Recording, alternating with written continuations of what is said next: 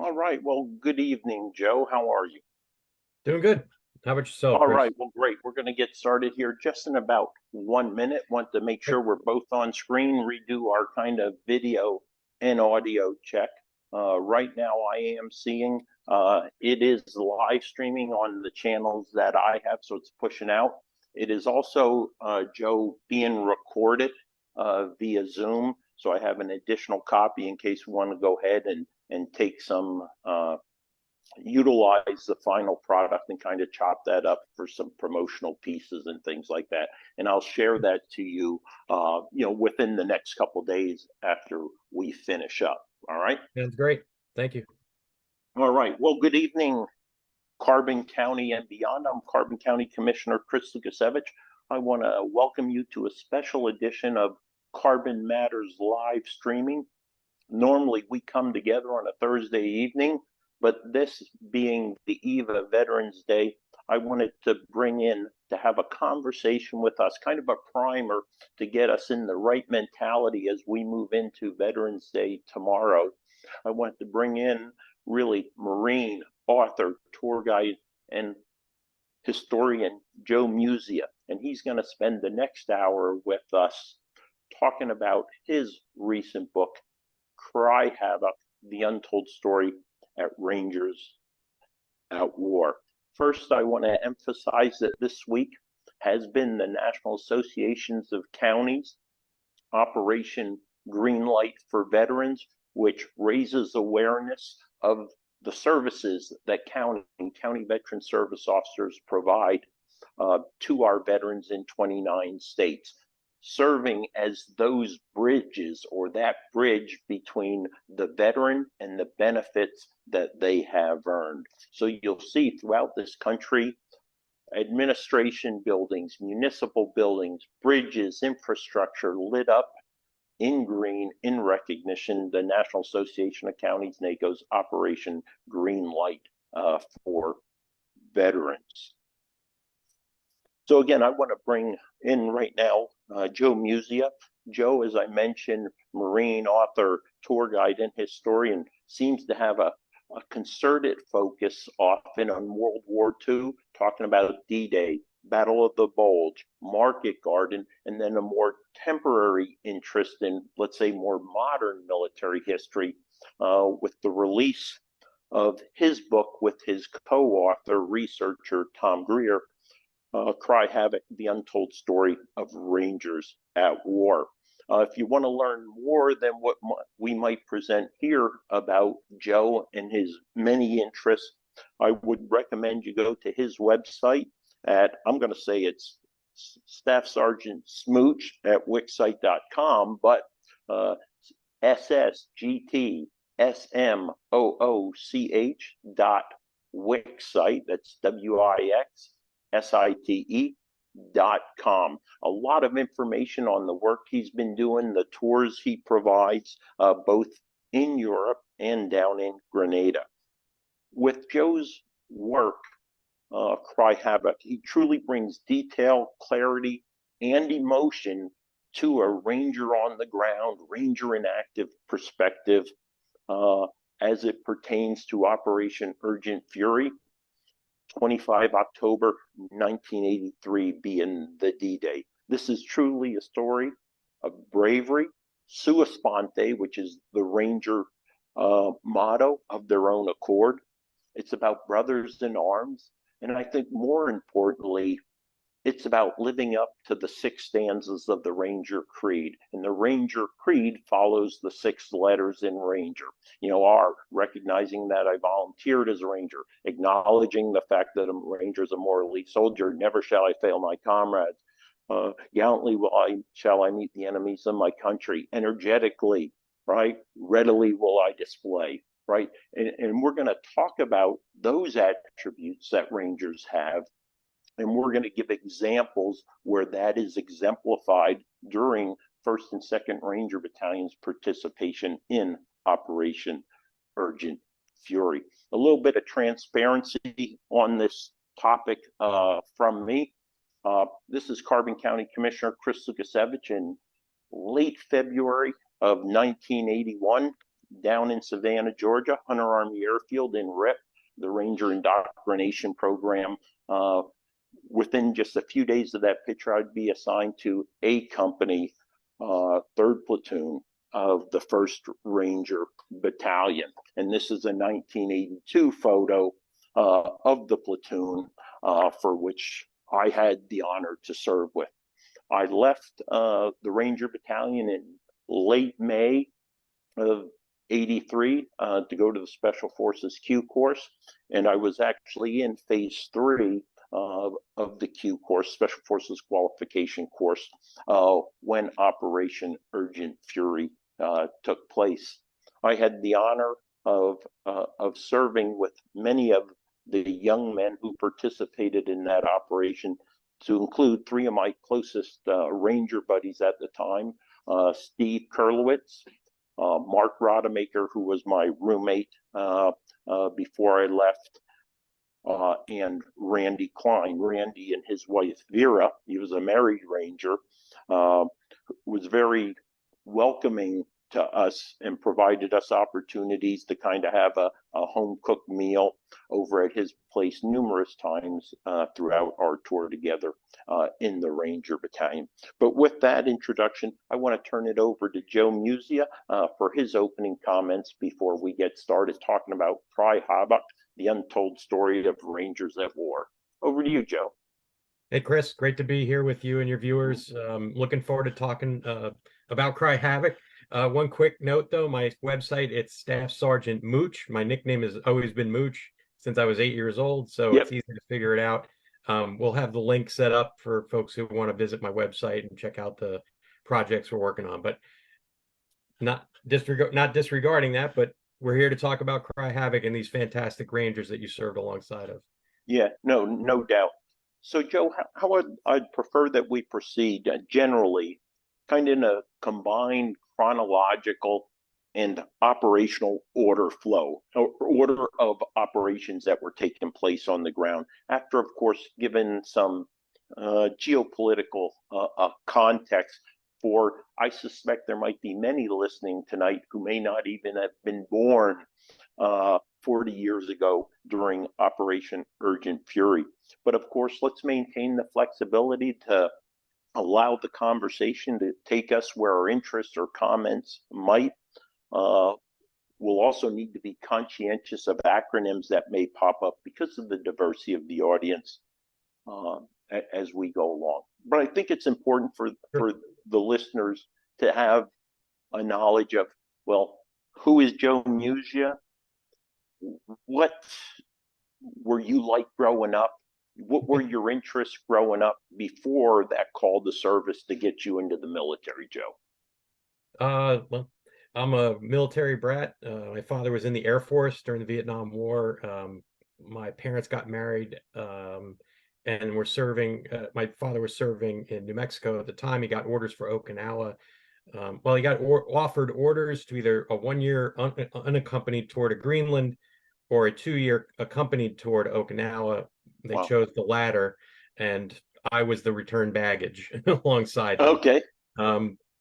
He stayed in the Air Force until, I want to say, 1975-ish. And we moved down to Queens and then later Long Island, New York, where I grew up. I spent my first 16 years on the planet on Long Island, give or take. Grew up there, very nice, neighborhood. Was the typical spade of kids out there with different backgrounds. We all got along. We all played ball, lacrosse, hockey. So played a lot of sports. Spent a lot of time in Catholic school. We're raised Catholic. Family was a big part of my growing up experience. We were a very close family. My parents, my mother in particular, did not want me to go in the military.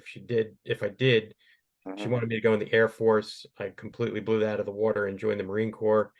I spent some time in the reserves to go to college to sort of placate them and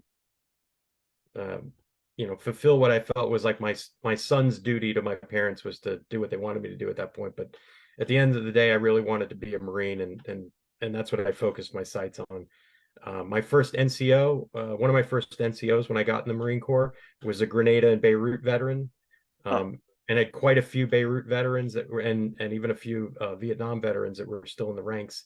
These became my mentors, my teachers. They helped me grow from a young Marine into somebody who could be of use to the Corps.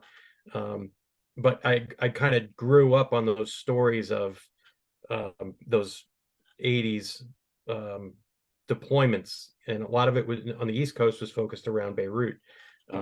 But I was only 12 years old when Grenada happened. Obviously not old enough to be in the military at the time, but when you finally saw footage on television, you saw pictures of Marines running around the island, you saw footage of Rangers jumping at Point Salinas, and these are the kind of things that captures a young man's eye and his interest. And from that point on, I was pretty much hooked when it came to the military. I did a lot of research and a lot of studying of Vietnam. It had tons of Vietnam veterans around, some that would actually talk to you, most wouldn't, because it was not a popular war and they didn't feel like the country had accepted them yet until they built the Vietnam Veterans Memorial in DC, and Ronald Reagan welcomed them all home. And that was really when there was this big watershed event in terms of how the military was starting to be viewed again in our country. But it kind of started during your time in the Ranger Battalion. But we could set the stage a little bit in something that will influence the Reagan administration when it comes time for the Grenada operation, is Operation Eagle Claw, which is the U.S. hostages being held in Iran. It started in 1979 and then into 1980, and then bridged from Carter's presidency into Reagan's. This would color his perception of how he should deal with situations where Americans are in a foreign land, and how he should use force projection in order to secure their safety. And this again will reflect in the Grenada operation as we move on. But later on, I continued my Marine Corps career. 9/11 occurs. I deployed to Kuwait and then Iraq with my unit. Participated in Operation Iraqi Freedom 1, the assault into the country and the liberation of it, and redeployed back to the States about 5.5 months later. At that point on, I decided it was probably time to go back to school. I left active duty in 2004, stayed in the reserves though, because I didn't want to divest myself of my military career at that point, because I had almost 12 years in at that point. So I stayed in, but I went back to school, and I was a history major, and I got challenged by a history professor of mine to do something, to write about something that had not been written about in detail before. And my brain immediately recocked and thought about the Grenada information that I had learned from my sergeant that I had served under, and I immediately utilized the internet. At the time was still, only about 6 or 7 years into it being very widely used, but it was becoming a very an excellent tool to make contact with fellow veterans, and it helped to be a combat veteran. And reaching out to them, there was a very almost easy acceptance amongst them, because up until that time you had operations in Panama and then Desert Storm, but for the most part there wasn't a long prolonged ground campaign anywhere where there were a multitude of combat veterans in the military. And so I was able to find common ground with a lot of these guys. Originally started first just talking to Marines, because Marines like to talk to Marines, and happy birthday to any Marines out there that are watching. But I soon branched out, because I saw that footage again of the jump. I really wanted to talk to those, and I started to develop an interest in World War II paratrooper operations. So I thought a neat segue into the paper that I was writing about Grenada would be to talk to Rangers that took part in that parachute assault. So I really started using the internet and reaching out, just combing Ranger websites and looking for guys who had dropped their contact info, and then reaching out to them. I would say at first there were probably 50-50 in terms of responses, non-responses. Right. One of the first guys I ever talked to was a B Company Ranger, 1st Battalion, named Kip Reinhardt. Kip responded fairly quickly, and we established an early friendship that continues to this day. And Kip really kind of started to wisen me up into the inner workings of a Ranger platoon and a Ranger company. Equally important was talking to Rangers like Paul Bell from your former company, Stephen Trujillo from 2nd Battalion A Company. A lot of these guys put a lot of time and effort in smartening me up. And then a few years later, I got an email from Tom Greer. And at the time, I didn't know Tom's background. Had no clue that he had been in a special missions unit. Had no clue that he had been at Tora Bora. But he sent me a copy of his Kill Bin Laden book under his writing pseudonym of Dolphin Fury, and I immediately loved the style. It was not like a historian would write. It was like, I like to say, it was like how we would write a book. We don't. I'm never going to be mistaken for a PhD and write at that level. I just don't have the command of the vocabulary. But what I do have is an appreciation for what the individual Marine or individual Ranger would see and sometimes feel in certain situations. And I was able to couple that with Tom and his research. And in 2014, was it early 2014, I got an email from him that he asked, "Can I call you?" And we had been collaborating for a few years at that point, so we had a good relationship built. And he basically told me, "Hey, listen, I have cancer, and I'm not going to make it, and I want to send you all the work that I've done so far, and I want you to do whatever you want to do with it." He didn't mandate I write a book about with it or whatever. He just said, "I'm going to send it all to you, and if you can use it, use it." And if anybody who has the copy of the book already, if you read the foreword, it basically sat on my hard drive for a few years before I even looked at it. Some of it was a reaction to losing Tom and not wanting to deal with it, and the other part of it was I had a lot of things going on in my life. I had multiple deployments by that time under my belt, and I had a young family that was growing, and I was working in the Washington, D.C. area, and a lot of stress and a lot of driving, and I just didn't have the time to pursue it. But I was able to get a better work balance in my life, which, by the way, for any of our vets out there, please make sure you maintain a good work-life balance. I know that's a funny little combination of words we all like to throw together, but spending time with your significant other and spending time with your children and breaking away from your service sometimes is critical to your mental health. So please do those things. But anyway, I was able to come back and revisit the manuscript, and what I saw was it was something that was about, maybe at that point, maybe a little over 50% done. It needed quite a bit of work, but Tom had put a lot of great effort into it, and he has a really wonderful writing style. So it was easy to kind of get in there and start looking about how to finish up the work. But really, I couldn't do it without talking to his family. So I had contact with his brother Steve, his twin brother Steve, on Facebook. I reached out to Steve. And I said, "Listen, can you put me in touch with Deirdre, Tom's widow? I need to talk to her because I have all this material and I want to finish the work, but I want Tom to get the credit he's richly deserves for the work that he's done." And Deirdre and I had about a 20-30 minute phone call, and she signed off on it. So I was off and running. And at that point, it was simply a race to have it done before the 40th anniversary. I had a literary agent who kept telling me big publishing companies are not going to touch a book of this length from a first-time author.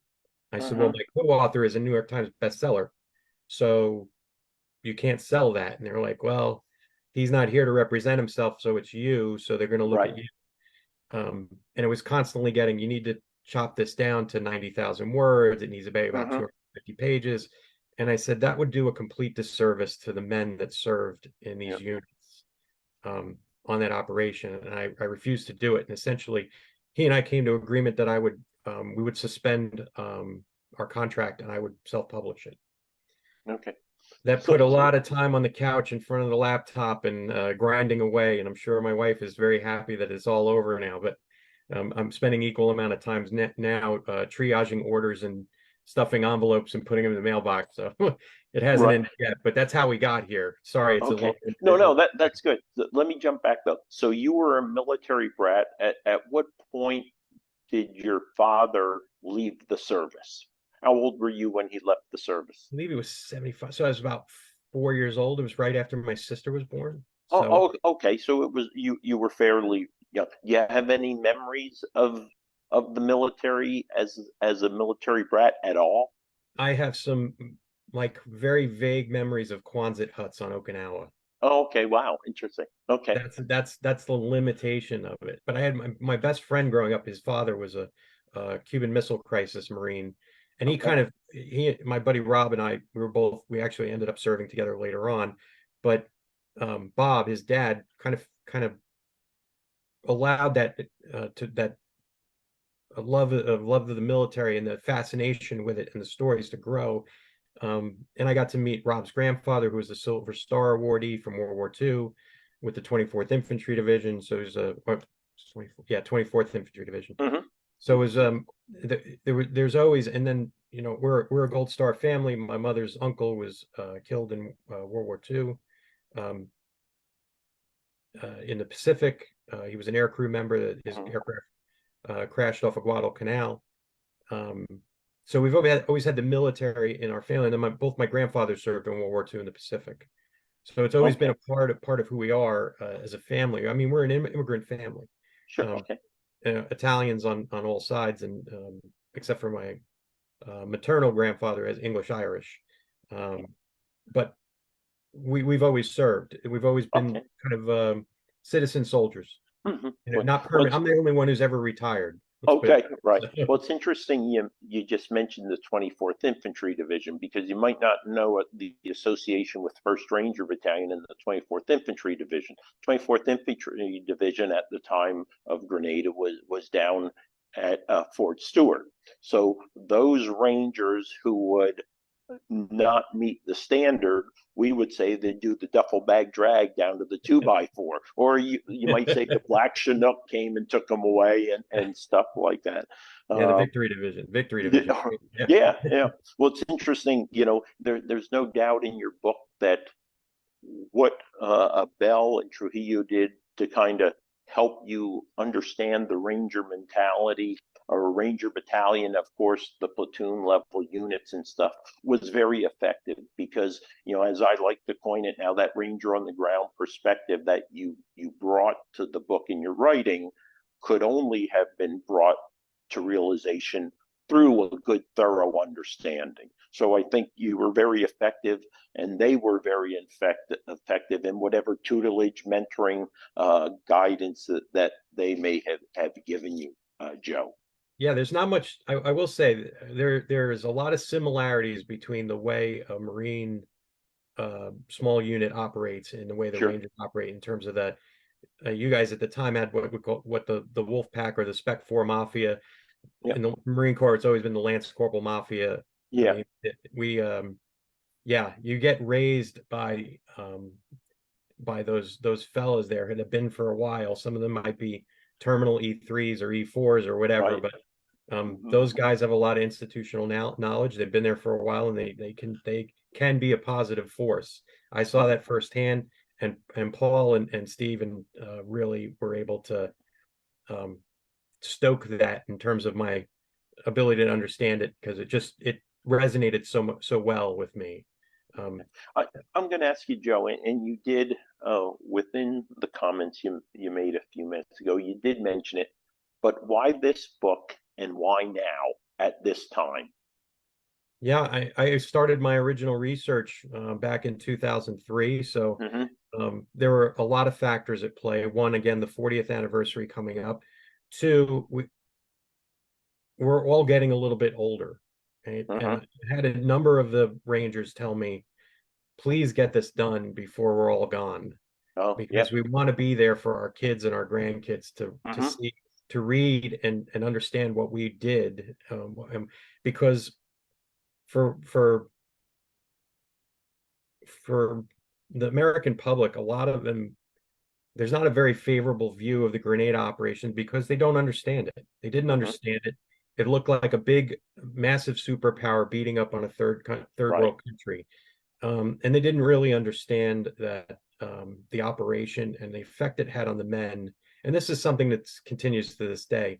The American public just doesn't understand the impact on the young men and women they send into battle. And this was still in a time frame where the country did not know how to deal with what we call PTSD. Yep.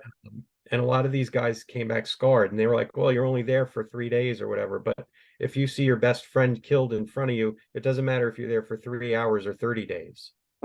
And I think that there's a lot of misunderstanding, and the operation itself is maligned a bit, but it shouldn't be, because, and this is borne out in the Ranger Hall of Fame roster. When you look at how many Rangers that served and jumped into Grenada or air landed in Grenada who have gone on to either senior command positions or have been elected to the Ranger Hall of Fame, this is like a who's who, the roster of people who served in this operation. And they will go down, in my mind, as well remembered as the Rangers who assaulted Pointe du Hoc or served at Anzio, or were in the lettered Ranger companies during Vietnam.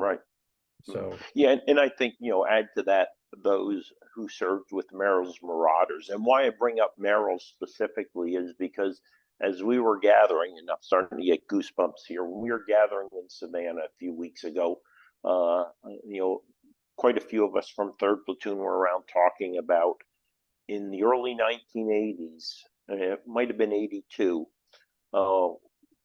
we were recognizing and put together a big ceremony for Merrill's Marauders, so kind of 40 years after, and here we are another 40 years, recognizing our fellows Rangers who went to Grenada with, current soldiers doing it for us, or for those who served during that period, so it was interesting to see that.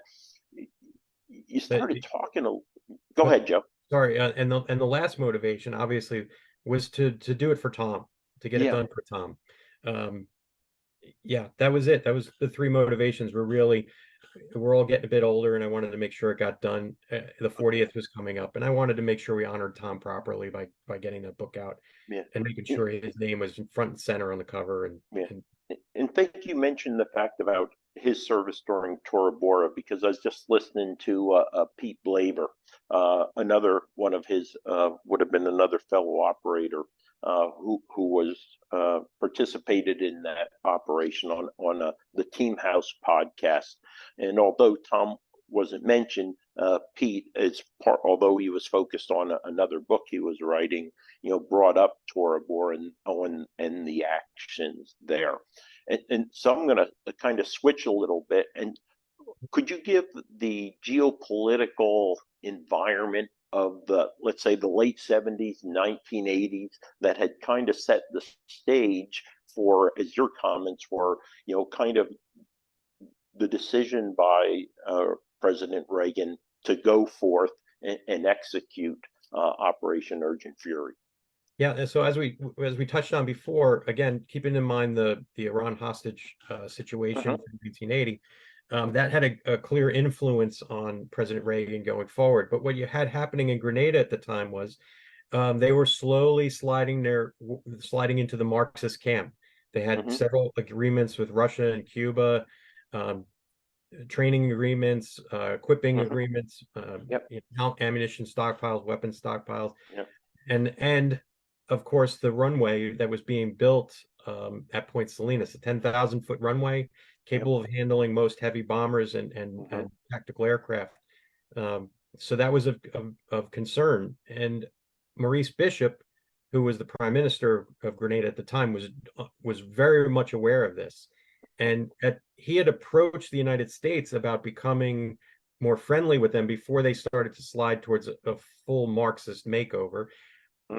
In hopes that he could, 1, keep the United States placated about his intentions so that they wouldn't invade, and 2, he just wanted to have better relations with the superpower neighbor to his north. So it made a lot of sense. He even traveled to the United States a couple of times in order to try and meet with State Department officials to explain his positions, but he was mostly rebuffed at the time or ignored because they had bigger issues going on right now. Reagan was still dealing with the Soviet Union, the nuclear treaties that they were trying to sign at the time. So the United States was very much focused on the bigger, more the bigger strategic picture than the tactical picture in their back door. They're the south of them. So Bishop goes back to Grenada in earlier October, before the operation launches. He is overthrown by a civilian military junta, and he's later murdered. And this sets the stage because the civil military junta that's in power puts on a shoot-on-sight curfew, which includes over 500 medical students and staff of the St. George's Medical School at the True Blue campus, which sits almost at the foot of the 10,000-foot runway. And then another satellite campus up at Grand Anse. Now, again, thinking back with the Iran hostage mission and the situation there, Reagan doesn't want Americans becoming hostages. And he's afraid that if an American gets harmed because they are accidentally shot because of something that happens, it's not acceptable to him based on the previous experience in dealing with the Iranians, at least Carter's experience in dealing with the Iranians. So between the airfield, the Marxist/socialist takeover of a democratically elected Maurice Bishop's government, and the fact that American citizens are in place on the island and there's a shoot-on-sight curfew, they decide to launch Operation Urgent Fury. So a couple comments I'll bring in. It sounds like you read the Joint Chiefs of Staff history a little bit, because there's some extracts from there, from that geopolitical that you pull out. And I did recently go back through that. So that's great context. I would also add, and I am a Latin Americanist by career, I would mention, at that time in El Salvador, in Nicaragua, we had a very hot Cold War going on, primarily working a three-letter agency and special forces, primarily focused in that region. So obviously a significant concern, maybe not necessarily harping back to the Monroe Doctrine, but we did have a serious Cold War issue playing out, as you said, just to our south. And Grenada is definitely a part of that larger picture. Yeah, without a doubt. Also. Without a doubt. The Reagan administration did put quite a bit of stock in securing the Western Hemisphere. Rather than have to worry about your own backyard, they wanted to, like you said, dealing with Nicaragua and El Salvador, and then now have Grenada on the horizon, and then you have Cuba, which has just been a constant. So that they're all part and parcel of the larger Western Hemisphere / Latin America policy for the Reagan administration. But again, I probably I did definitely abbreviated a lot of the senior level meetings that were going on between the National Command Authority and Joint Chiefs of Staff that were going on. And they had looked at Grenada a year prior. There was actually a series of exercises that took place that involved the Ranger Battalion and a Marine amphibious unit. It was basically the template that ended up being used for Grenada when Urgent Fury gets put together. And it gets put together in a very slipshod manner, and it doesn't take a rocket scientist to do a little bit of research on Urgent Fury and know that it was poorly planned. The intelligence was terrible. But really, what I really appreciated about the operation itself is at the operational and tactical level, it was the professionals within the military that made it work, regardless of how badly senior leadership set the table for them. And so that's one of the big takeaways for me is how well the individual Ranger, Marine, a paratrooper, SEAL, sailor, airman made it work despite all of the conditions that were set poorly for them. So, So you mentioned the individual Ranger. So why don't you tell us a little bit about the individual Ranger in the early 1980s? So let's say from 1976 to 83, who was a Ranger? What was his capability and his unit's capabilities and focus of operations? sure. The Ranger battalions at that point were in the midst of transitioning from their more historical mission of reconnaissance, which what the Ranger units in Vietnam had done. It was a mix of reconnaissance and direct action, and they were moving away from that and becoming more of a specialized special operations force. The use of Jeep and bike teams, airfield seizures, and airfield seizure really became their bread and butter mission at that time. Now, the senior leadership in both battalions was littered with Vietnam veterans who had a lot of operational experience. And these guys were the backbone of these battalions. They're the ones who kept the set and kept and maintained the standards that all these young Rangers were trained to meet. And this includes the Ranger indoctrination program and then sending them off to Ranger school. And once they came back from Ranger school, one of the guys used to tell me there's nothing more terrifying than a Ranger specialist with a Ranger tab. Yeah, right. Right. So these guys are their physical training was at an outstanding level. They were outstanding marksmen.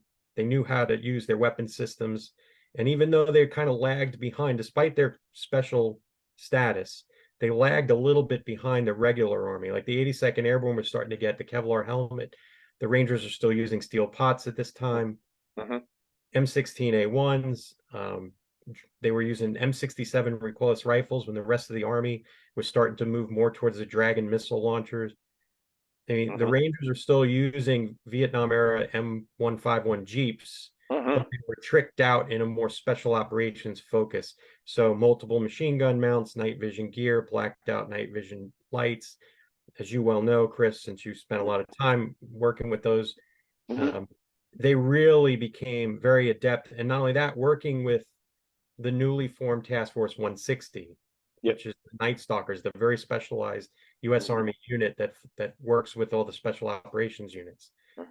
They became very adept at working with them. And again, airfield seizures became one of was probably their primary mission, with all of the other mayhem that they could create as their secondary missions, their direct action missions.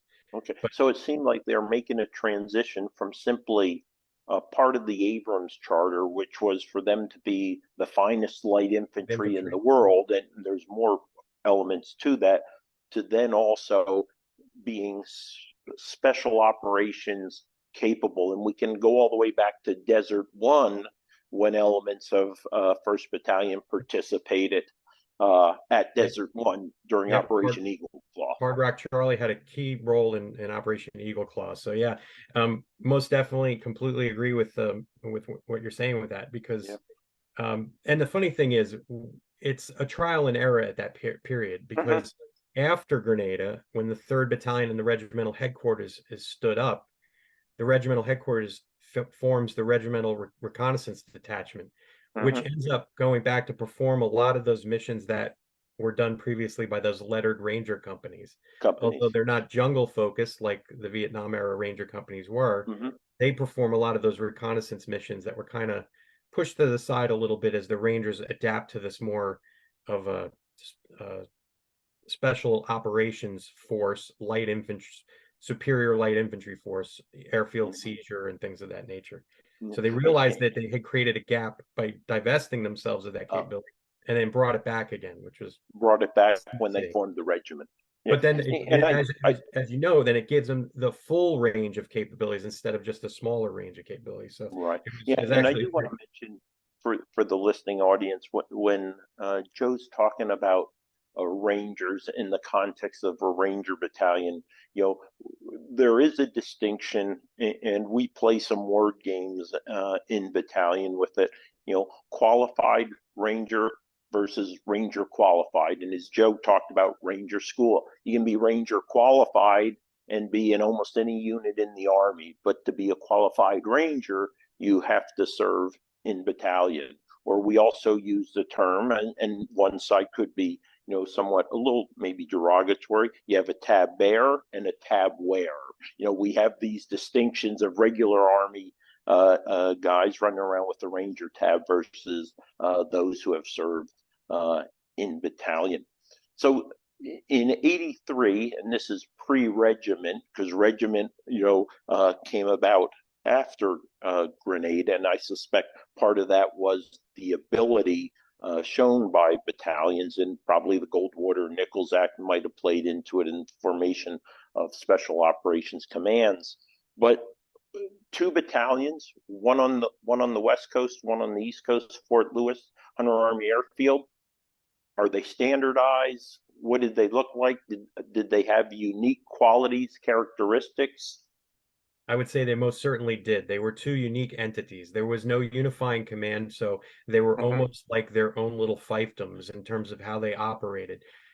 One simple difference is that you could see just by looking at a Ranger from each battalion at that time was the differences in what was worn on their patrol caps, their PCs. Yep. One unit would have their wings and their Ranger tab, and the other unit would have their rank and their Ranger tab. So you could immediately see, just by looking at their PC, what battalion they were in at the time. And again, it's just one small indicator that these two units, while the doctrine was much the same in terms of you'll have Ranger school trained qualified Rangers in your ranks, or they won't be in your ranks very long if they're not. But they ran their own Ranger indoctrination programs. They had their own doctrine for how to deploy their Jeeps and bikes. They were very much their own little fiefdoms, and they were run that way. And I would say that the product proved that it worked in both battalions, because it was proven on the battlefield later on that it worked in both battalions. But they had some similarities, and they definitely had some distinct differences in between the two battalions. So then let's jump, and you hit upon it. What was the straw that broke the camel back in the decision-making process for President Reagan? What made him decide green light, go? And that would be obviously to rescue U.S. citizens, restoration of democratic government. And in order to do that, there were going to be combat actions against Grenadian and Cuban forces. But what had him, you think, cross the point of no return for at least decision making? I would say that probably the triggering event was the assassination of Maurice Bishop, and then the institution of martial law on the island. That really was that set the ball in motion for Operation Urgent Fury in terms of the administration's decision making cycle. Again, Reagan was not gonna risk having American citizens taken hostage again. And I think that was really the other two were very important. The other two reasonings, again, the restoration of democracy and the reduction of the communist presence in the area, and the reduction of the airfield being available for military flights. But really, I think the main driver was the rescue of American citizens on the island. Yeah, there is no doubt that the 444 days of hostages being held was probably in the front of everyone's mind at every moment of that, and it wasn't going to occur on his watch. Yeah, without a doubt. Yeah. No question. I found it interesting as I was going through the JCS history of it. Ronald Reagan asked General Vesey, and interesting, the chairman was given extraordinary authority in planning the operation. President Reagan asked him, what were the critical decision times for executing, for calling off the operation, so basically the point of no return, and how did General Vesey plan to spend his final hours before the first landings on Grenada? And obviously, the first one about the timing, he had plenty of time to do it.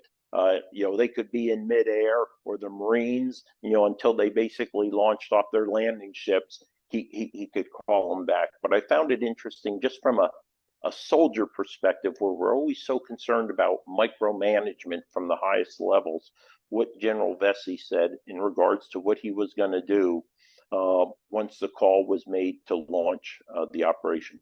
As soon as I send the message to the Pentagon to go ahead, I'm going home to go to bed.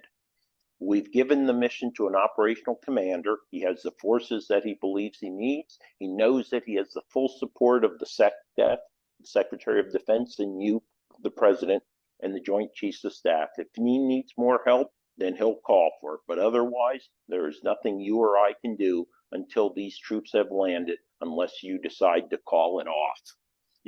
We seldom hear things like that, but it's great to hear at least General Vesey wasn't going to be, the corporal up here, or coming down to the tactical level and stuff like that. So President Reagan makes a decision. There's something called RRF. Could you explain RRF, and how was the RRF situated for the two battalions as Operation Urgent Fury was given the green light? Sure. The RRF, or the Ranger Ready Force, is basically the Ranger force that is standing by to execute an 18-hour no-notice sequence to conduct operations as directed. At the time, just before Operation Urgent Fury, 1st Ranger Battalion had been on RRF 1 and had just come off and passed it to 2nd Ranger Battalion. Now, there's a little bit of sequencing to this. Once you hand it off, you can kind of let your hair down a little bit. Well, back then the Rangers didn't let their hair down, but right, that's right. It didn't have any to let down. Right. No, but they could actually have like normal weekends, and if they weren't called in on an alert, a practice alert, and go out on a run or something. But the Ranger Ready Force, you had to have your beeper with you. You had to be able to be recalled. You had to be able to make it back in time for muster in case something happened. Well, it just so happened when JSOC, the Joint Special Operations Command, got word that the operation was going to be a go, the first thing that their J3, or their Joint 3, their Joint Operations Cell, did was discuss, do we activate 1st Battalion? Do we launch 1st Battalion because they just came off, they're sharp as a knife, they're ready to go, or do we give it to 2nd because they're RRF 1 right now? That discussion bounced around in the J3 cell for quite some time.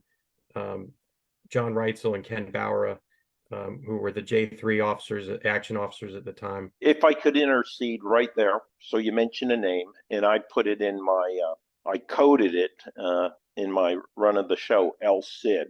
So El Cid is Major General Ken Bowray, and I think we're very loyal to our battalions. And I'm going to have my wife talk to Missy here tomorrow, Ken's wife, because he's a 2nd Battalion Ranger. So I think there was something going on J3 to ensure 2nd Battalion was there come heck or high water. There might be, and you know the general very well, and he is an old Vietnam MACV Special Operations Group, or Studies and Observations Group, recon team leader, and a dynamite special operator in his own right. But at the time, I believe he was a major on the staff. So him and Major Reitzel had that discussion, and it basically came down to them saying, we should alert 1st Battalion, and then it going back up the chain. And essentially they got told, if you activate 1st Battalion when 2nd Battalion is RRF 1, somebody in the upper crust of leadership will say, well, I guess we don't need a 2nd Ranger Battalion. So they basically said, either activate both or don't activate 2nd and see what happens. Yeah.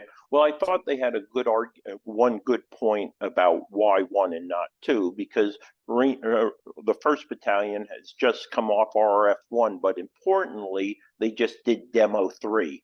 which was an airfield seizure exercise. And I recall, it was probably at Northfield, and what we referred to as the Night of 100 Stars, meaning there were so many general and flag officers with eyes on, so I think there was some logic to their reasoning.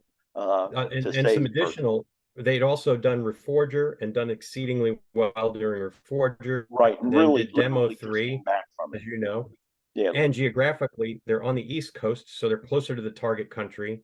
And they had worked with the Spectre crews that would be flying in support as well. Even though 2nd Battalion had as well, it was just easier geographically for 1st Battalion. But at the end of the day, planning changed because the Marines are added. Okay, hold on there just a sec. Let me stop that share here. I want to go ahead. I want to bring the share up to show, because you talked about the geographical dispersion of that, and that's important, because you have, as we talked about, you have the West Coast and East Coast Rangers. So here, and it should be showing right now, up in the northwest of the United States, 2nd Bat, come down almost 3,000 miles away, right, on about a 30-degree. You have 1st Ranger Battalion in Savannah, Georgia. And if we look south a couple thousand miles, there's a yellow mark right here, which is the island of Grenada and Fury, DZ. So that's just a little bit of orientation for those who may not be familiar with the geographical dispersion of the battalions at that time, because that's going to play into the timeline here, and then all the way down to Grenada and that 6-hour or so flight into there. All right. Thanks for allowing me to intercede there, Joe, with that. Sure. No problem. So the Marines were added in, and not as late as most people think. They were actually they were added in fairly early on when they left Morehead City, North Carolina, where the Marine Amphibious Unit, the 22nd MAU, had loaded up. And instead of going across towards the Med, where they were supposed to relieve the 24th MAU that had been attacked, they had already been headed south. Okay. So they were already notified that for possible contingency operations off the island of Grenada before the mission order came through. Mm-hmm. Now, once the Marines are added on, let me backtrack. I'll backtrack to the Ranger planning cycles. So once it's both battalions are alerted, both battalion commanders with their command teams converge on what's now Fort Liberty to conduct planning operations with JSOC. If you could, for now, Fort Liberty, but for those old timers, Fort Bragg. Okay, thank you. Fort Bragg, to conduct planning operations. And it's there the 2 battalion commanders come together with the AC-130 community, with the aircraft community, the MC-130 community, Task Force 160, and some other units that are involved in the planning. They come together and start parsing out tasks. And basically, 2nd Battalion is assigned Pearls Airport, which is on the east coast of Grenada, about midway up the island. And then 1st Battalion is given Point Salinas at the southwesternmost tip of Grenada. These are the 2 major airports in the country. And the first thing you want to control when you control a country is you want to control their key infrastructure. So the airfields are the two critical pieces of infrastructure. The Marines get tasked to take Pearls, so 2nd Battalion is reassigned to Salinas to follow 1st Battalion in. 1st Battalion will conduct jump clearing duties, which means they will have 2 birds that will drop a jump clearing team from your former company, A company of the 1st Battalion. They'll clear the runway, and then the rest of the force will airland Entebbe style. For those of you familiar with the Entebbe raid the Israelis conducted, it's a similar mission template. They'll do that, but the entire force will have parachutes in case they're forced to conduct a parachute assault operation on Point Salinas.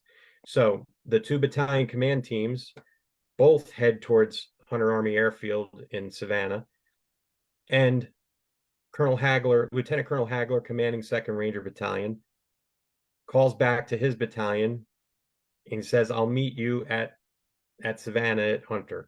And his battalion is just about ready to fly out at that point, and they do, and they all converge on Hunter for pre-mission planning at the tactical level now. So the mission starts to get parsed out. They're assigned the airfield at Salinas, but you have battalions going in there, and they're 2 battalions minus. Okay. Which means the 1st battalion will only be taking its A and B companies. Its C company is chopped to JSOC to assist a special mission unit. And 2nd battalion, there's only enough lift for them to bring about, they're going to bring elements of all 3 of their companies plus their headquarters, HHC, headquarters and headquarters company. But each platoon from those companies will only have enough room to bring about 15 Rangers each. Wow. So you're going from about, what, 40 Rangers down to 15. So there's a lot of 34 to 40, yeah. Now here's the point of contention here for a lot of Rangers is they brought the entire battalion with them to Hunter. So it's up to the tactical level leaders at the platoon level to trim down the force. And so they go heavy with medics, radio operators, machine gunners, anti-tank, mortars, anybody who's a specialized skill. And a lot of Rangers with Ranger tabs who had been in the battalions for quite some time end up getting left back at Hunter when the mission launches, and this creates a lot of hardship. And I talk about it briefly in my notes in the book. But it did. There were quite a few Rangers that end up leaving both battalions because some 1st Battalion Rangers got left behind as well. 2nd Battalion later flies in a wave of guys. A lot of them come from their B company, but there are quite a few from their A company as well. Joe, I'm sorry, you talked about kind of culling the herd, thinning the herd, the disappointed Rangers. And previously you mentioned the Ranger indoctrination program. Can you just talk about that and thinning the herds? Because it seems like the 2 battalions addressed it differently. They surely did. And again, it's I have it in the book. It's I discussed it in the notes in the way both battalions figured out how they were going to handle their Ranger indoctrination program cadres. Now, these were very experienced Rangers that spent a lot of time in the battalions. And then maybe because of some kind of, home strife or something, we're pulling what in Marine Corps we call a B billet or a barracks billet tour, where you're not in a deployment cycle, but you're a training cycle. You're training these other future Rangers.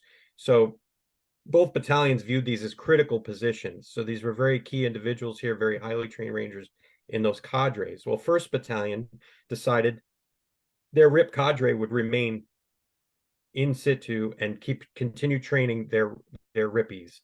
Whereas the 2nd Battalion recalled all of their RIP cadre and sprinkled them amongst the platoons they had come from. So guys like Steve Trujillo, who was a senior medic who was serving in the RIP cadre at the time, was returned to A company. And even though one of his medic that had been junior to him was now the senior medic, he deferred to him.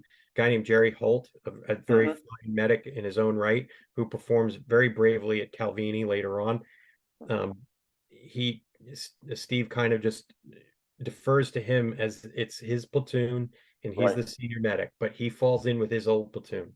So there's two very different ways each battalion approached how to deal with their RIP cadre and whether or not they were going to bring them along. 1st leaves them back, and 2nd takes theirs with them. Okay, great. So we're going to get ready to move ahead to the actual, what Dan Rather on CBS News described as the near vertical airborne insertion. And I'm just going to bring up where the force was headed, and specifically to the Fury drop zone in Grenada. And there should be a screen share right now. And it's going to take us to the airfield as it looks today. But again, you stated it was a near 10,000-foot runway running east and west on the southern portion of the island. So that's, and I would highlight, as I mentioned, in very tough terrain, giving its proximity within 100 yards, or for Rangers would say 100 meters, you have water. Plus there were lagoons in even closer proximity to the airfield that they would be using for their drop zone. So can you take us, Joe, into, again, the Rangers are loading aircraft, and I want you to mention about how they were rigged or not rigged. Again, we like to say in-flight rig or pre-flight rig, and that's about getting their parachute on. Because there were seemed to be some differences in that. And then there was a discussion about who actually decided it would be 500 feet AGL versus 1250. And I know the JCS history simply mentions Colonel Taylor at the time. But can you talk to that as we move forward here? I can. I was just going to say one of the key things we have to discuss is that the planning at the time, because it's such a restrictive drop zone. And by the way, the maps they were originally issued didn't even have the runway on it. They predated the building of the runway. So most of the folks who had maps at the time just took a black magic marker and penciled a runway into that area across that which creates that lagoon there that you saw next to the terminal building area. Right. But because they knew there were anti-aircraft positions in the hills north of the airfield, that they had a very narrow drop zone to hit, first of all, with the runway and with water on one side, a lagoon on the other, and then the hills with the anti-aircraft positions. They knew they wanted to get their jumpers out quick, and they wanted to get them out on the ground and ready to fight quickly. So the key decision was to be made was the altitude of the jump. And at first they had asked for 300 feet, which the Air Force was not willing to fly, period. End of story. They were not going to negotiate that. But they were able to negotiate the 500-foot drop altitude.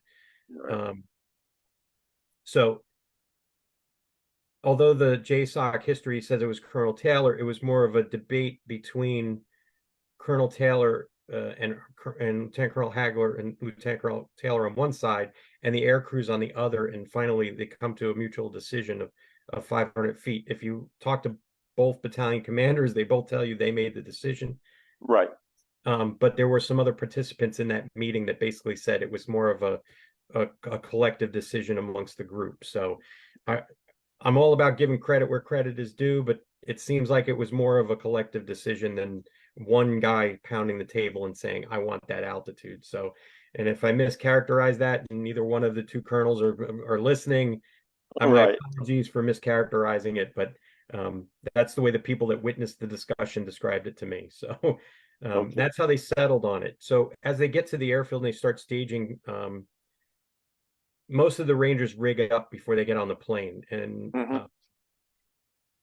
so this forces them to essentially waddle to the plane with their parachute rigs on and their rucks. And once they're in flight, it's a very uncomfortable flight because it's a number of hours. They're just sitting there. There's mattresses on the floors of some of the aircraft for them to sit on, but it's very tight quarters. There's a lot of gun jeeps, motorcycles. There are some aircraft, some Air Force elements from combat controllers and the tactical air control parties. They have trikes to move around the airfield with, or ATVs. These are on there as well, as including an Air Force, what the Rangers used to call a guppy jeep, which is basically their communications suite mounted on a jeep. These are all rigged into these aircraft. So you have all this, plus you have all these Rangers rigged up for jump, and there's not a lot of space. So it's a very uncomfortable flight down. A lot of them try and sleep, but it's a combat operation. At least they're thinking it's going to be a combat operation. And as a lot of us who have been in that situation where you're launching on an operation, it is very tough to wind yourself down, to wind yourself back up again. So a lot of them didn't get much sleep on the way down. And as they approach the drop zone, Murphy is definitely in the mix at this point.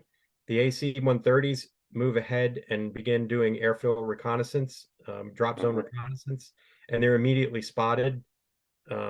They pull back and report that the drop zone is littered with debris. So we know they're going to be putting the jump clearing team, and the first two aircraft from 1st Battalion, which are leading the aerial parade down to Grenada. They're going to be jumping first.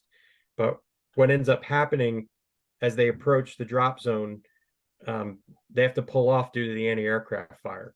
Okay. That, and there's a navigation system error in the lead MC-130. And basically the lead pilot says, I can't guarantee you the jump, and pulls out, and the second bird follows him. Well, the third bird, piloted by Major Hobson, U.S. Air Force, bores in on the drop zone, and he's picked up by a searchlight, and the anti-aircraft fire starts pounding away, and he puts his chalk of jumpers over Fury drop zone at 0526, 0536. Yep. Sorry, a lot of details trying to. That's actually a drop zone in North Carolina at Fort Bragg. Right. Yep. That one from Nivis. Yep. Nivis. Yep. But anyway, that first chalk of jumpers consists of 1st Battalion's Tactical Operations Center, their TOC 1, as we call it, including the battalion commander, Lieutenant Colonel Taylor, along with a lot of his S shop officers, his S2, his S3. All these are the senior leaders in those their management teams. Essentially, they help manage a unit. They have specific responsibilities: intelligence, operations, communications. These are all senior men in the battalion responsible for those particular things, and a platoon, 1st platoon of B Company of the 1st Battalion, and these are the 1st Rangers on the ground.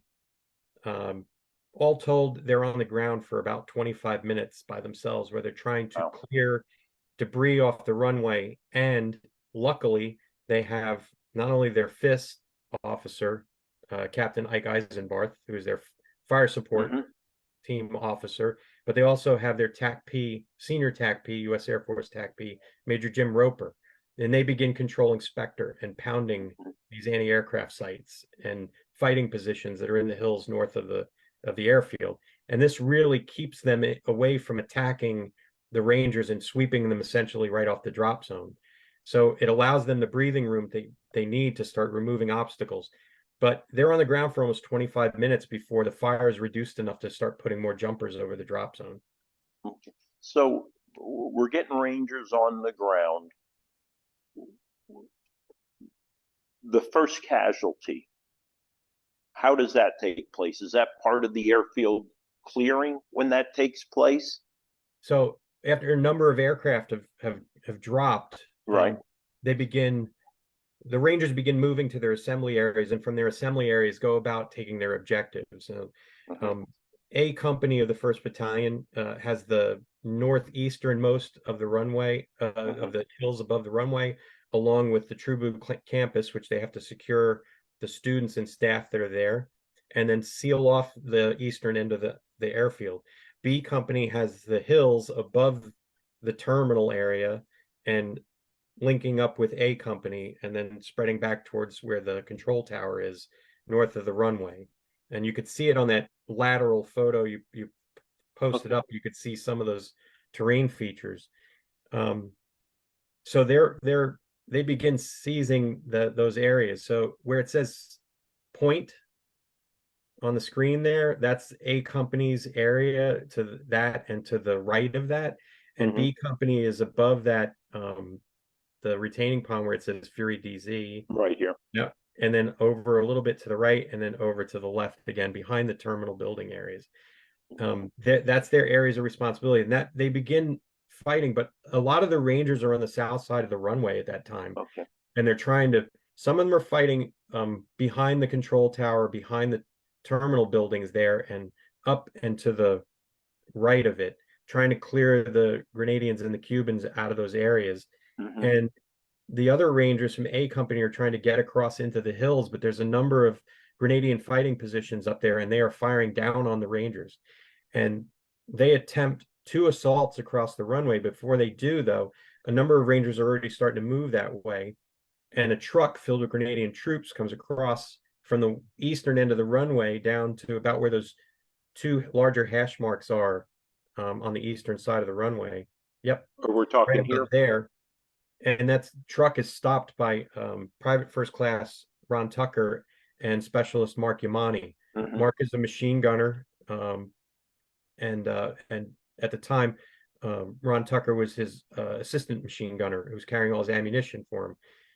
They stop the truck and they take those Grenadians prisoner. But as they're doing so, they're taken under fire from positions above them in the hills to the north.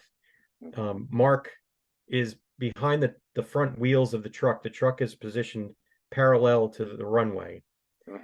Sort of, well, it's kind of catty-cornered a little bit, but he takes up a position behind the wheel, and they both begin to try and engage the Grenadians in the hills, but he can't get a clean shot. So Mark rolls out from the tire and begins to engage with his machine gun, and he is hit by a ricochet round that hits him in the head, and he slumps over on his gun.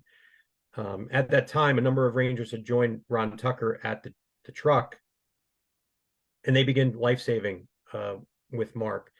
Blair Donaldson, Air Force Technical Sergeant Robert Scotty Scott, and then eventually the legendary 1st Battalion Physician's Assistant, Doc Donovan, shows up.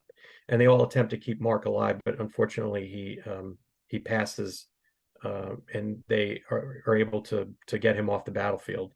But he's the first Ranger casualty.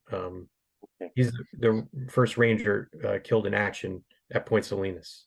Okay. So how long does it take the Rangers to actually clear and secure the drop zone? Because this is critically important, because one, they have follow-on missions, and secondly, there's another force to include Rangers who will be air landing, correct?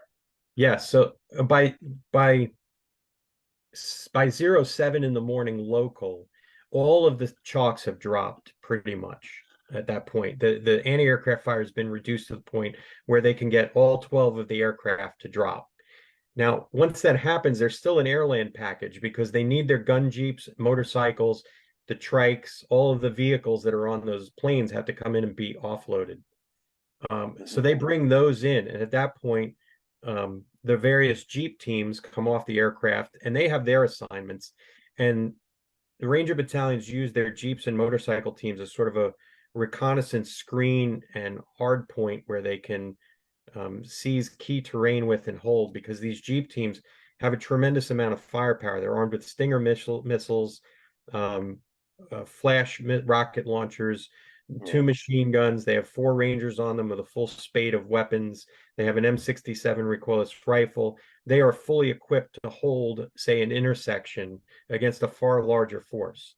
So the Ranger missions for the jeeps and the motorcycles to provide that reconnaissance screen and then interdiction of enemy forces trying to knock them off the airhead.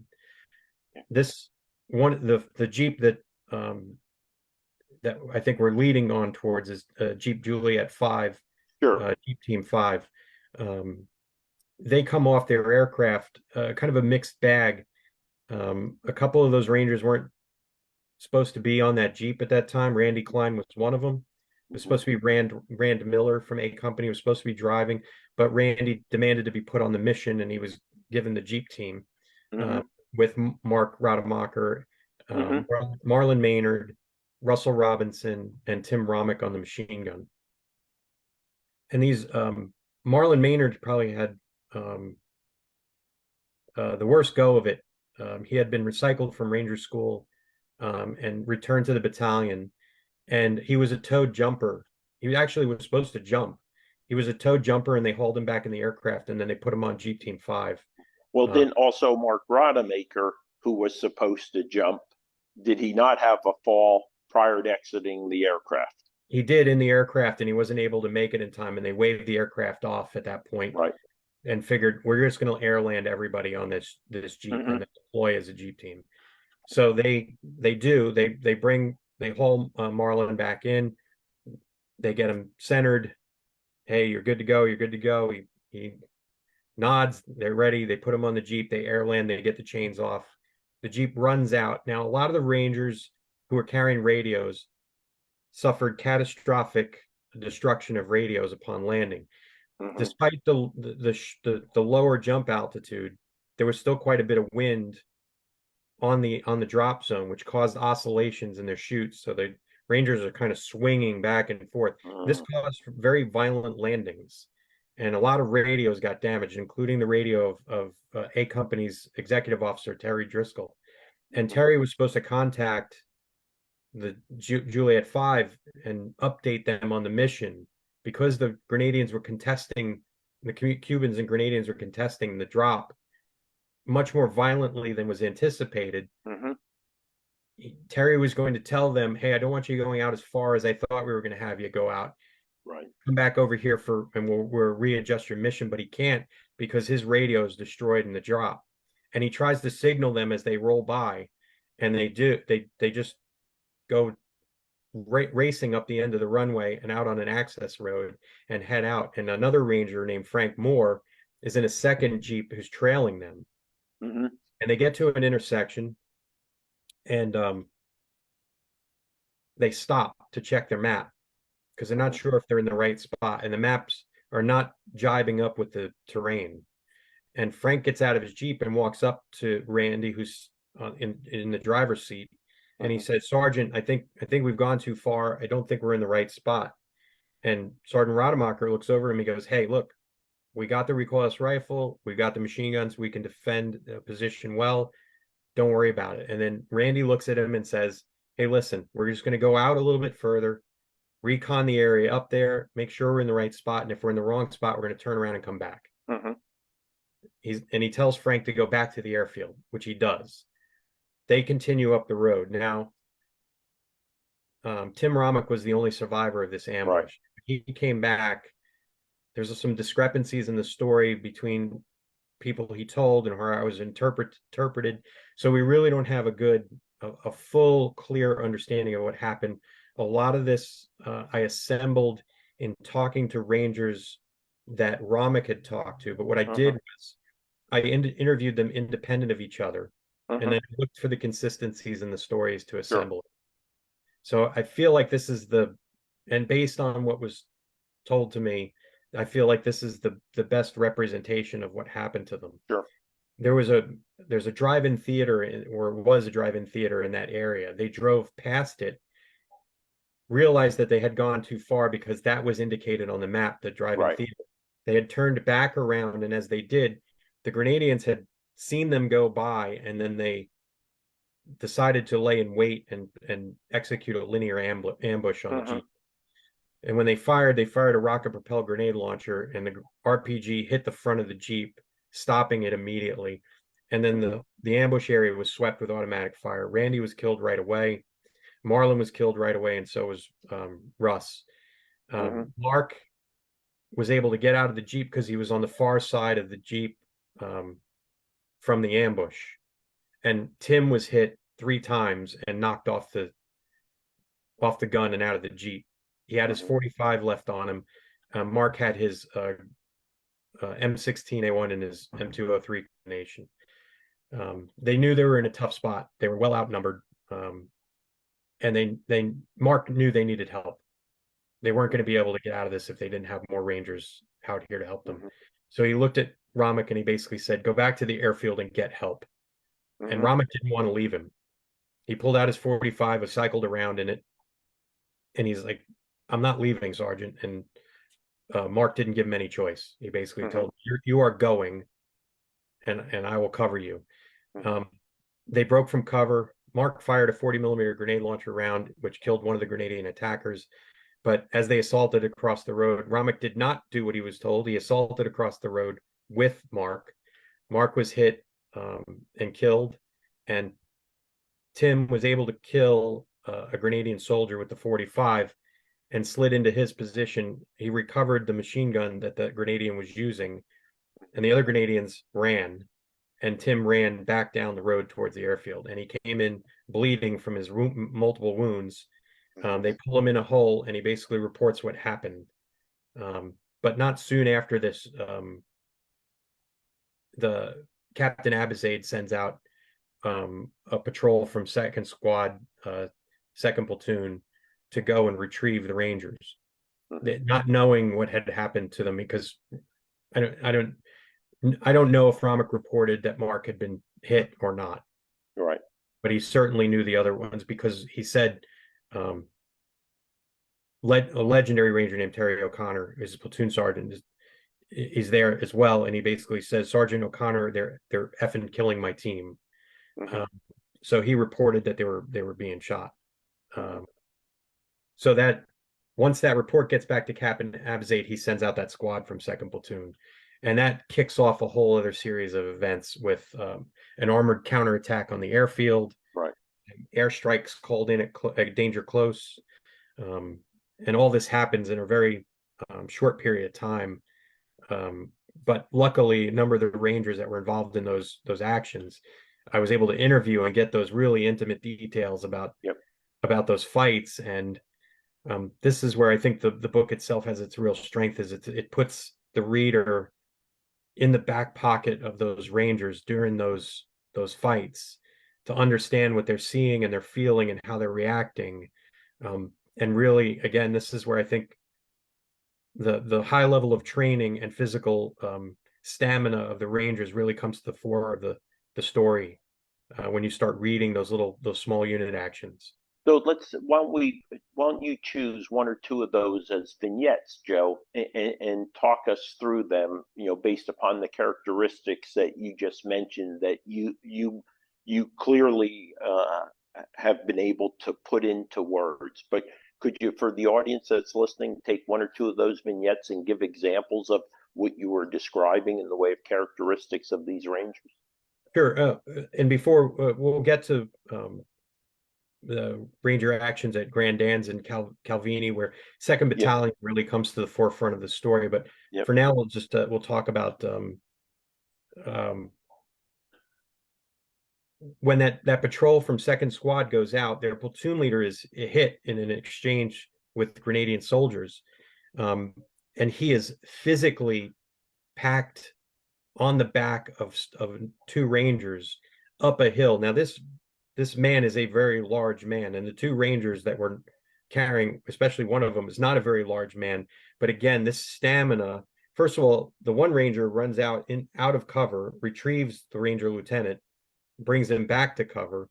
They perform initial life saving on him, and then they have to backpack him up the hill back to the supporting base of fire position of the Ranger squad, and they have to go uphill. And again, the physical stamina, the high level of physical training of the Rangers really shows through here, where they're able to pack this very large man up this hill, first of all, stabilize him, and then get him up the hill, and then evacuate him.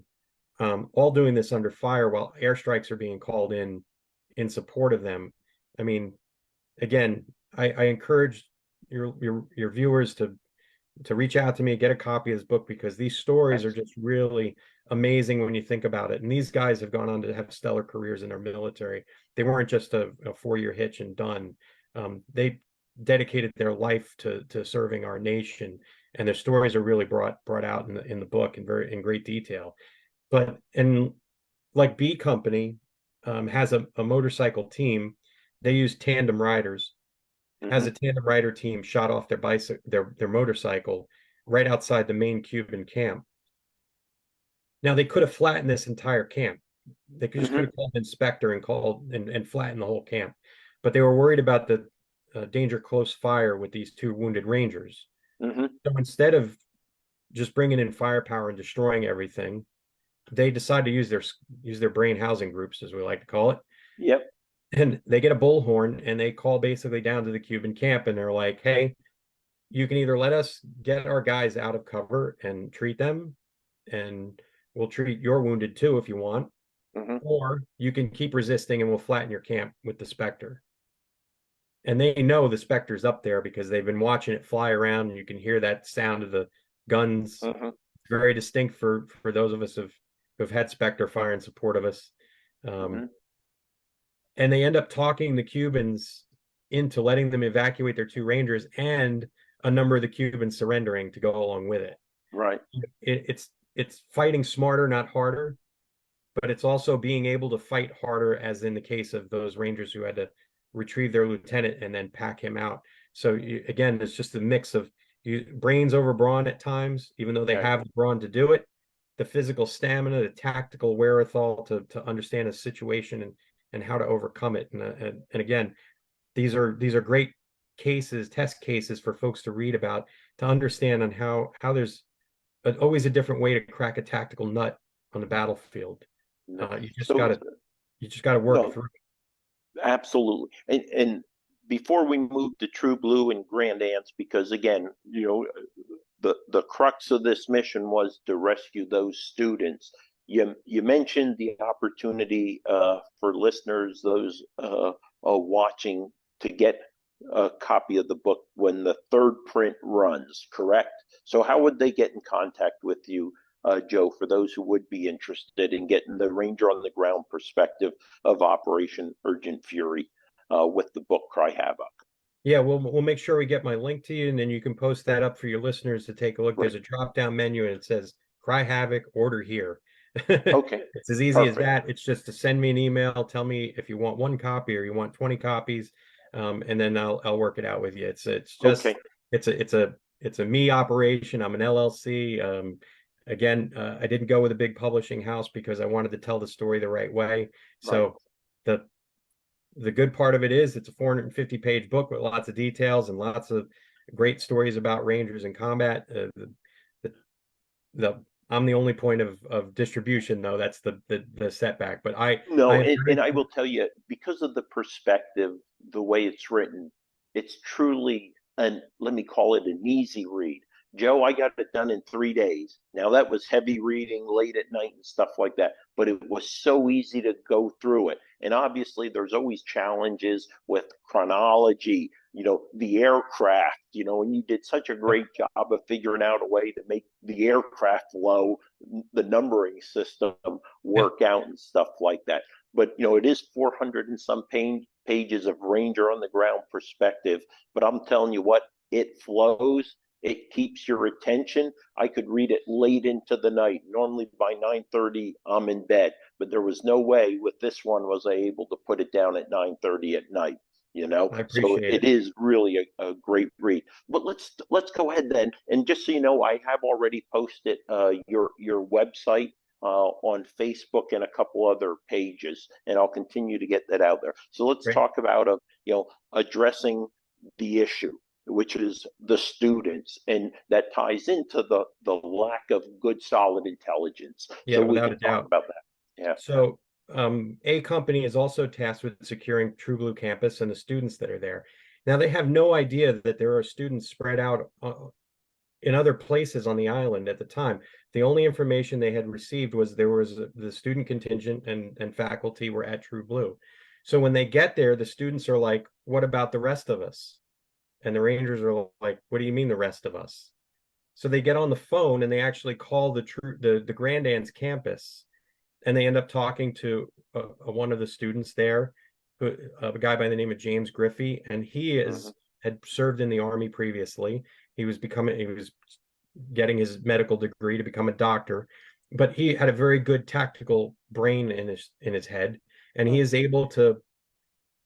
Not only is he able to talk about the enemy in the area, but he's also able to organize himself and the students around him so that they can put together a proper rescue mission to retrieve all those students. And they're located in the Grand Ants campus. Now, as you look where the runway is, it's kind of a half moon shape coast above it to the north.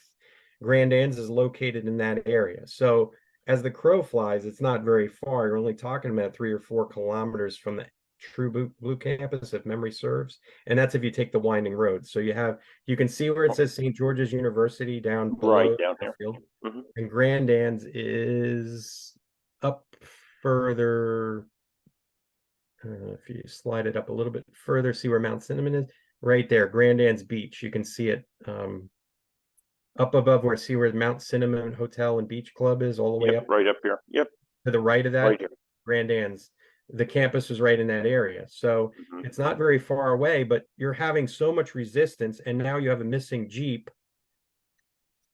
There's a very big hesitancy to put together a ground column to go and get them. So what's the next best thing you can do? This all emerges on the 26th. So it's after a full day of combat. 2nd Battalion is given the mission because they have troops available and they are able to do so. Now there's a bit of command discussion, a vigorous command discussion between the Marines and General Schwarzkopf, who is the deputy mission commander at the time, and he's on the Guam, which is the flagship for the operation. The Marine amphibious unit commander doesn't want to fly Rangers on Marine aircraft. He wants Marines to do it. He's like, if anybody's going to go on Marine aircraft to rescue people, it's going to be Marines.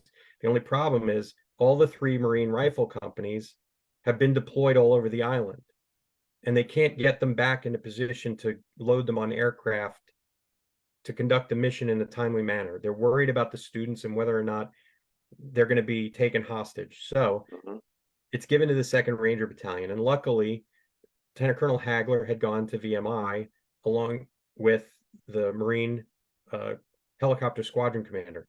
And the 2 of them basically get together and conduct a hasty plan. Hey, we're going to load up your Rangers on my aircraft. We're going to land them on the beach. Your Rangers will fan out, retrieve all the students, load them up onto my CH-53 aircraft, my larger aircraft.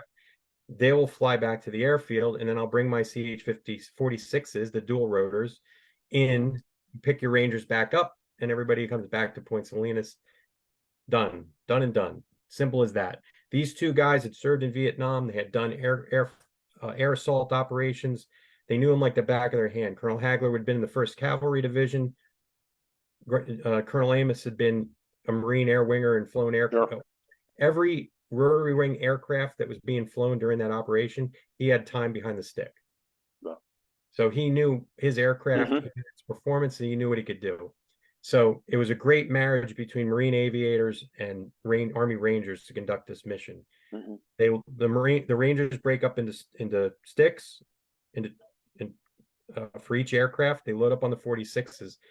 Now the plan is that A company will go in north, B company will go in south, and C company will go right in the center, and they will be the force that goes into the campus and secures the students and escorts them back out.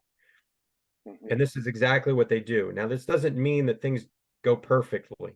One of the 46s that goes into land initially strikes a palm tree and is rattling heavily. They shut it down, and the air crew takes cover at the seawall. But the crew chief runs back out, checks the rotor system, looks down at the pilots, and gives them the thumbs up and says, we're good here, we can go. They reboard the aircraft, and it shudders violently, but they're able to get it back to Salinas. But that aircraft is down for the mission. The rest of the aircraft are in a holding pattern until Captain Mark Hanna, who eventually becomes Colonel Mark Hanna, who's the C company commander, signals back out to Colonel Hagler, hey, we're ready. Bring in the 53s. They bring the 53s in, all the students load up, and they take them out to the airfield. They bring the 46s back in to bring the Rangers out, and another one of the 46s hits a palm tree. Only this one is, rotor system is destroyed. It's not getting back up off that beach. So that air crew exits, and they get on one of the last 53s out. But what happens is one of the Ranger units had pushed out too far and then didn't get the word to pull back to the beach for evac. So they're left at the beach. They get on the fires net, which is the net we use to call in aircraft or artillery. And they talk to the fire cell in 2nd Battalion, who passes the word to Colonel Hagler, hey, we've got a squad left on the beach. He goes to the 82nd and says, can we get an aircraft to go in there? Now, Colonel Amos wants to go in there, but he's told by the MAL commander, you will not put any more aircraft in there. I've lost 2 46s, and you already have another 53 that's already having a rotor blade indicator light come on, which means the rotor blades may be faulty. So he's down 3 aircraft after that mission. So he's basically told, and he's already lost 2 Cobras. So he's already suffered a lot of helicopter losses, and he's told to stand down. The 82nd refuses to fly for whatever reason. I don't know. I never got to the bottom of it. But basically, word goes back to that Ranger squad, hey, you need to escape and evade. So the first thing they were going to do was try and push back towards the airfield, but they were going to have to pass through the 82nd's lines, and they didn't have the frequencies for the radios. There's a there's a clear chance for fratricide here. Absolutely. So what they decide to do is they go and rummage through the CH-46 and they find a few life rafts in it. They inflate the life rafts, they throw their gear on the rafts, and they start swimming out. Well, 2 rafts sink. They transition all the gear and weapons into the one raft with only a couple of Rangers in there, and the rest are swimming alongside the raft. And they're picked up by a patrol boat, an American patrol boat, who transitions to one of the boats, one of the larger Navy vessels, and they're brought on board. And they spend the night on board, and then later on they're flown back out to the battalion. But it's another interesting series of events that you can read about in Cry Havoc. There's some really great details in there and how Rangers work a problem to come to a solution, and they don't get scared, they don't get rattled, they just get down to solving the problem and accomplishing the mission. And that's really impressive about it. And not only that, they rescued 236 students and faculty and staff in 26 minutes.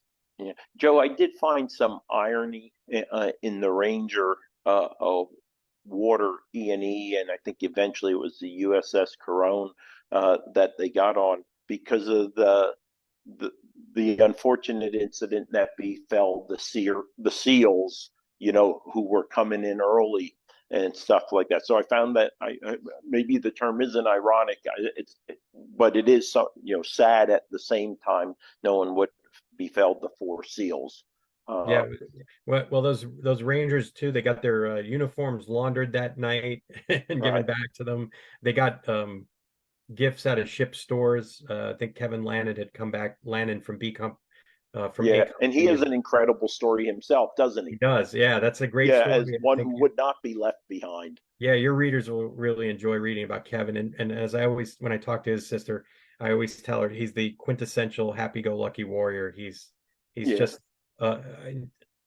obviously I never met the man, but I mean, he's just a phenomenal inspiration to me about how to have a certain perspective about life and how you live it and enjoy it. Yeah, and that guy was, and not only that, he was just a phenomenal Ranger on top of it. So where was he at when he learned of Operation Urgent Fury, or a coming operation, by the way? I have to ask. So he was up at Fort Bragg during the very difficult med lab course put on by Special 300 Forces. F1. Yep. Yeah, and he was handpicked to go to that course. Yeah. At the time, not a lot of Ranger medics had gone through it, and there was a big push to have Ranger medics go through it, and he was in the middle of that course. And through whatever grapevine he heard that his battalion was being deployed to Hunter, and he essentially hitchhikes his way down there. Yeah. And he basically pounds on the fence until he's let in.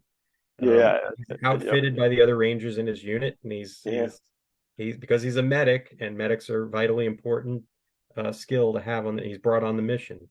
Oh yeah, I do have to mention, because I met this morning Sergeant Major retired Mark Bayless, who you mentioned in one of your short vignettes. I'll be out at his Valor Foundation gala tomorrow night, but Mark's SF Sergeant Major in the neighborhood with me here, and we were talking a little bit about your book, since he was mentioned in one of those vignettes about Rangers helping other Rangers, and sometimes bringing some common sense to the things we Rangers tend to do, which might befuddle some people. So let's wrap up quick in the next minute or two, or a couple minutes, the rescue of students, and turn to other actions such as Calavini Barracks specifically. Yeah, so the Rangers, they escort the flights come back to Point Salinas, and the Rangers escort the students over to the hangar area.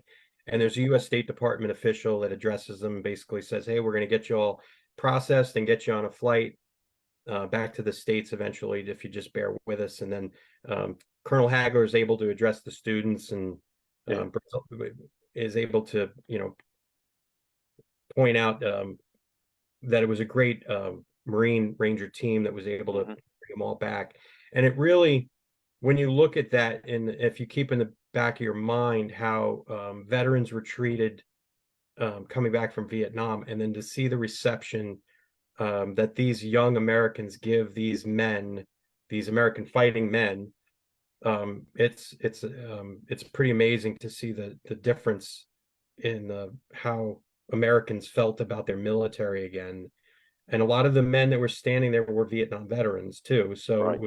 it was definitely something as a young man whose father was served in the Vietnam era, and heard the stories about how guys were treated, both firsthand and secondhand, from my relatives. To see how these young medical students received their rescuers was pretty amazing. Yeah. Joe, I'm going to add to that, but I'm going to jump ahead actually about 24 days or so to November 19th at 12 noon in Savannah, Georgia. Because I can tell you in the early 80s, because the 1st Battalion moved from Stewart to Hunter, we were not the most liked 750 individuals in Savannah. And again, part of that was the Vietnam carryover. And then probably more of that was attributed to those few opportunities we had to be in Savannah on Friday and Saturday night. But I will tell you, November 19th, Operation Urgent Fury, and then when Savannah hosted this event to recognize the operation and specifically the fallen also, that truly was a turning point for, that civil military relationship, and it was interesting. And it started there at Point Salinas Fury DZ, with the reception or the acknowledgement the students gave to the Rangers. Yeah, it was pretty amazing to see that, how they're that turnabout, the Americans' public opinion about their military at that point.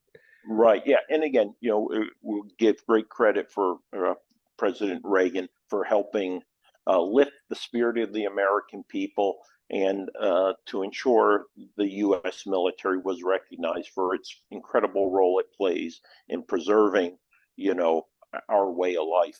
So let's go ahead. Let's talk a little bit. So again, at the end of the day, it was 3 locations that students were at, about 600 of them that were eventually rescued, and let's use the term maybe repatriated, correct? Yeah, there's still some out there that the 82nd managed to bring in later on at Lansapine and a few other smaller locations. But for the most part, the largest 2 bodies of American students are now secured. Yeah. It does take a few more a day or two or a couple more days to secure those last remaining students that are among the far flung, so to speak, because they all didn't stay on campus. They had houses out into different areas of the island, mostly around the campus, because it was just easier to get to school that way. But yeah, again, the limited intelligence we had, once we started bringing the students in, they were able to provide that on the ground intelligence that they were able to exploit and find where these other students were, so they could start, bringing them in where they, where they could. So are we now at the point where Rangers are thinking about following their fellow special operators out of country, off the island, and maybe they're starting to relax, thinking they're getting ready to head home? Yeah, at this point, on the evening of the 26th, a lot of Rangers are thinking, well, we've done what we're supposed to do. We're supposed to come in, do a certain specific mission, and then we're supposed to be backloaded, and then we go back on our RFF and assume our posture again. And a lot of them allowed themselves to get into this mindset of, oh, we're going home soon. And having experienced that myself, it's very easy to slip into that mindset, to think about home and hearth and family and all that good stuff. So I can understand completely how even very well trained Rangers, Marines, etc., you can allow yourself. It's a human nature, right? So they have been pulled back. The 82nd is starting to expand the airhead around the airfield. Their battalions have assumed most of the security around the airfield, and the Rangers have repositioned themselves close to the runway so they could get a plane, get uploaded really quick, and head back to their points of origin. The morning of the 27th, there's a considerable amount of pressure placed on the division commander of the 82nd Airborne to reduce Calavini Barracks, which is the primary training facility for the Grenadian Army. It is looked at as like their West Point and Fort Bragg all rolled into one. In addition, there's supposed to be a number of Cuban advisors. Now, there as well, the numbers vacillate from, at one point it starts at about 400 or 500 to balloons to 1,200. Wow. Now, we don't have the proper reconnaissance assets to get over that area to prove it wrong or not or right. So that is an intelligence failure on the part of command to not conduct reconnaissance, which is a primary tenet of mission plan. Yep. They failed to do so. And so because the divisions, the 82nd's battalions are all engaged in moving out and starting to secure larger portions of the country, the commander has no more available battalions to lay against that target. But what he does have is 2 Ranger battalions that he has been given what we call OPCON, or operational command of. The JSOC command element had relocated back to Fort Bragg, and in doing so, turned over command of the 2 Ranger battalions, the operational control of those 2 Ranger battalions, until they flew out. Now, that time had not been designated yet, so they were still under OPCON of the division. Well, the division commander summons Colonel Hagler to the command post and assigns him the mission of taking down Calavini. Hagler's upset about this prospect because he has a reduced battalion. First of all, he didn't even have it. Once the special mission unit flew into Grenada, Charlie Company, the 1st Battalion, it stays with them briefly and then rejoins the battalion. So 1st Battalion has almost its full complement. 2nd Battalion is still very much a minus element with only about 60 Rangers per company. So this is very well below their normal table of organization for the battalion. But Hagler is assigned the mission. Well, Taylor volunteers his Charlie Company to go with them to round out the force. But they only have a limited number of Blackhawks, because the Task Force 160 elements, most of their Blackhawks have been shot up so badly they're not mission capable at this point. They only have 2 flyable Blackhawks at that point. I believe they started the operation with 10. So they only have 2 left flying. But B Company of the 82nd Combat Aviation Battalion is there on the airfield, and they have 8 aircraft. So they have the ability to conduct the lift. The Rangers are not particularly happy about this. They've never flown with B Company of 82nd Cab. They've flown with Night Stalkers. They trust them. So there's already a little bit of mistrust. Not only that, this unit has just transitioned to Blackhawks. Most of these guys don't have a lot of hours on the stick. You have a lot of senior aviators, including a lot of Vietnam vets, but most of these guys have got stick time in Hueys. So they still had been in the middle of their transition. But these are talented aviators regardless, but they're still learning that bird and its characteristics. So the battalion, 2nd Battalion, along with Charlie Company, the 1st Battalion, are divided up into sticks. A Company will go in first, then C Company, then B Company, and then 1st Battalion C Company will go in. There'll be 1 company per 4 birds. So you'll have the first, and there's 8 birds, so there'll be 2 flights of 4. The first 4 going in will be A Company, 2nd Battalion, and the second 4 will be C Company of the 2nd Battalion. Going.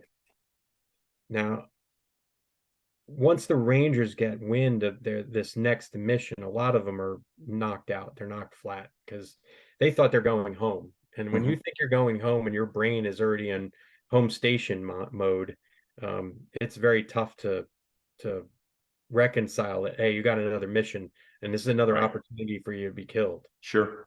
And I tried to bring that out in the book, the what it does to your psyche when you're trying to reconcile it. But these guys are professionals. They put it behind them. They spend their time readying their equipment and loading ammunition as a way to refocus themselves. And then they test fire their weapons and they stage in their sticks. and they climb on the aircraft. And a number of the Rangers told me it was the fastest they've ever flown in a helicopter. Wow. Was that morning approaching Calvini.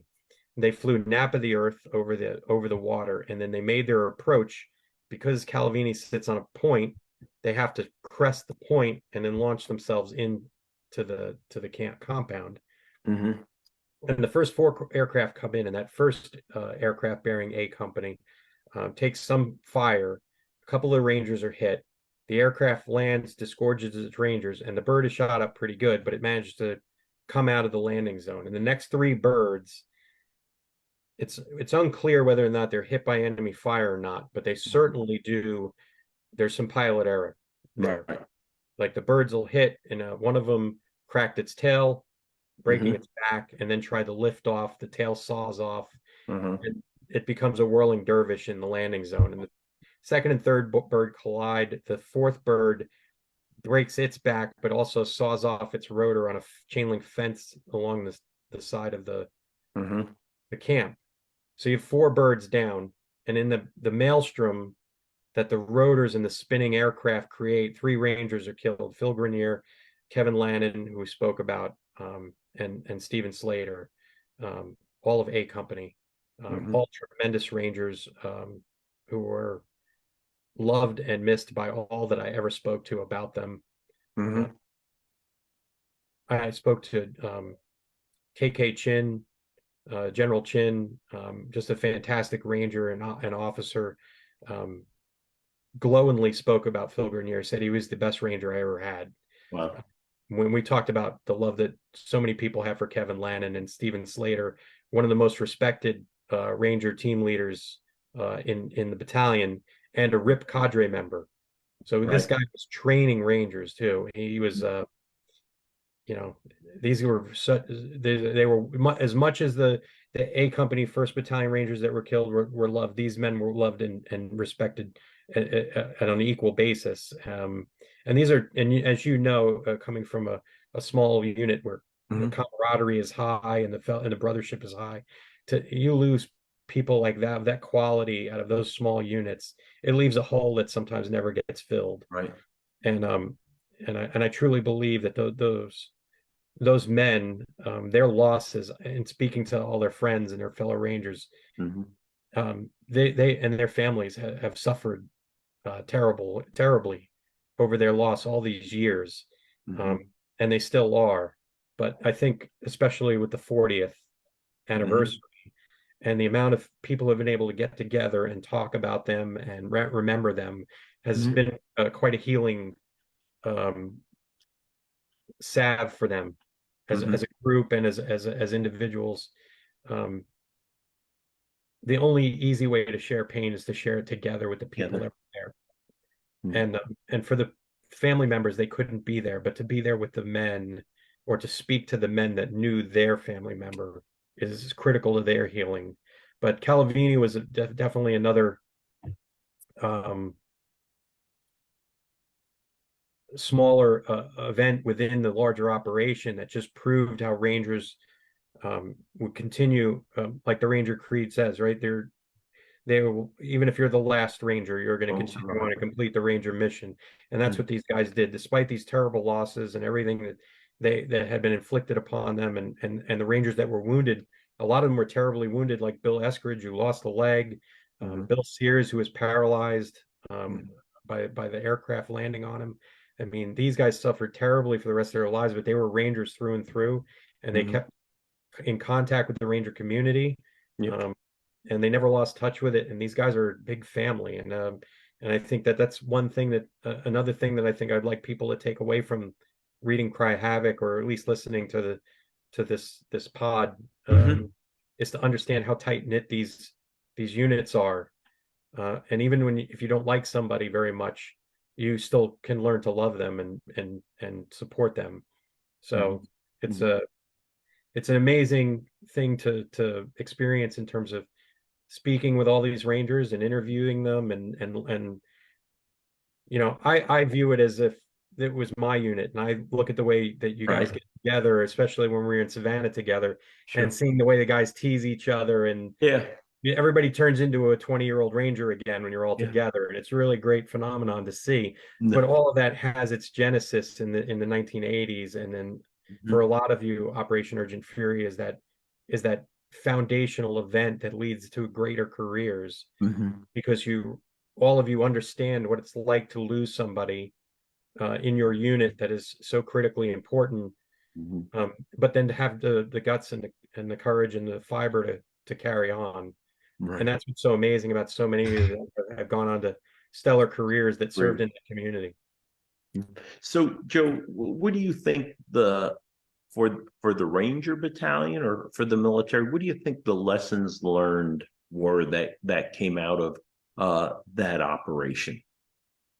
I think I have to give a lot of credit to Mike Frank. Mike served as a young mortarman in B Company, a second battalion, for really prodding me to do a lessons learned portion of the book, because being a retired Marine, a career Marine, and knowing so many Rangers, and we live on our after actions. And what good is an after action if you don't put it into action? Right. But I think the big things that Mike hammered, and they were already readily apparent to me, but Mike was also a veteran of the jump into Panama too. So he had double that experience. And I think the things that are going to resonate with all service members are, one, your physical stamina, your ability to take care of yourself physically, and to remain at a peak physical condition so that you can withstand the rigors of combat, I think is a key. So definitely taking good care of yourself, right diet, right exercise, even for your age group. Like, we're getting older. I'm a little bit older. I can't do the things I used to do, but I still like the PT. But you have to manage it differently because your body changes as you get older. But for young Rangers, young Marines, young SEALs, whoever, young Green Berets, PT, but do it smartly. Two, live fire. Nothing takes the place of live fire. You have to have faith in your weapon systems and your ability to employ them correctly to maximize their effectiveness and your effectiveness. So live fire is critical. I know it's expensive, but units got to get it through their head. A Marine or a Ranger or a Green Beret or whatever who doesn't fire his weapon doesn't have faith in their weapon. Got to get on live fire ranges. Three, small units, unit tactics, small unit camaraderie. It's the basic building block of any military unit. We have to breed great small unit leaders. And it should start at the E3 level. You start training people to take responsibility early on in their career, they're just going to look for more responsibility as they get older. And they'll be much more effective leaders because they've been trained to a high standard early on. And that's the other piece. High training standards. Train your unit to a high level, and they will perform at a high level. If you train them to do the bare minimum, they're going to perform at the bare minimum level. Expect greatness and train for greatness, and you'll get greatness. Right? And they get bragging rights. Right. No, I think that's great, Joe. And I love those lessons learned, because this book has been about, Rangers operating at the tactical level. And those are those tactical lessons learned. And, as I was blessed, actually, I know it seems strange to say, to work in the Pentagon, but, when it comes to how we operate as a military, coming out of Desert One and Grenada, the Goldwater's Nichols Act, which allows jointness and to make us a more effective, total, holistic force when we take it to the next level. Let me just, as we wrap up, I just want to ask you a few questions. Sure. We really saw Zoom and FaceTime and all these ability to communicate over great distance, but to have the visual, not simply the audio or the type word, via email. If you were 10 years back researching it, or compared to today, or excuse me, would it be easier today to do the interviews based on how technology has evolved, do you think, with your book? Yeah, I think it's all a process of evolution. I mean, Yeah. I really tailored a lot of my style from an author named Keith William Nolan, who did a lot of Vietnam. Oh, He wrote a lot of Vietnam books, and he did a lot of one-on-one interviews with veterans, but most of his were either phone calls or letters. So as technology evolves, like I weaponized email for that. okay. I still did a lot of telephone interviews, but I really weaponized email because that was an emerging technology that allowed it a broader reach. But Hmm. yeah, I think I've never done a Zoom interview before with a vet, which is Right. interesting because I find that a lot of the guys like from our age bracket and Right. a little bit before, not saying technologically challenged, but some of them just don't have time for that nonsense. You know what Sure. I mean? But I think as we move on and the generations to come are much more technologically adept, I think that this will become a greater tool in that toolkit for historians that are going to do that type of interview. But it's all a part of evolution, evolving as a historian and learning to use the tools that you have. Most definitely, I think, Yeah. like Zoom If and you things like that. if you had another year, if you were where you were at with your manuscript, which let's say a less refined of your final work here, if you had another year, is there any area or anything specific to Rangers in Urgent Fury that you would focus on, add, refine, maybe? If I had a little bit more time and maybe a few more pages, I'd probably spend just a bit more time on that small unit development at pre-Grenada. Okay. It was kind of there was quite a bit of that. Tom had done quite a bit of that work, and some of it ended up on the cutting room floor, unfortunately, because the book could have been 600 pages, truthfully, Right. if I would have left a lot of stuff in. But a lot of it had to do with like what makes a ranger. Like he had a lot of these mental discussions within himself about what makes rangers different, like what makes rangers of that time frame different. How are they developed? We talked about it in broad strokes, that Spec 4 Mafia, the Wolf Pack thing, Right. but he had actually gone into it in quite some detail, and like what makes Rangers what they were back then. And I think if I had more time and more space, I probably would have had dedicated a few more pages into developing that a little bit further.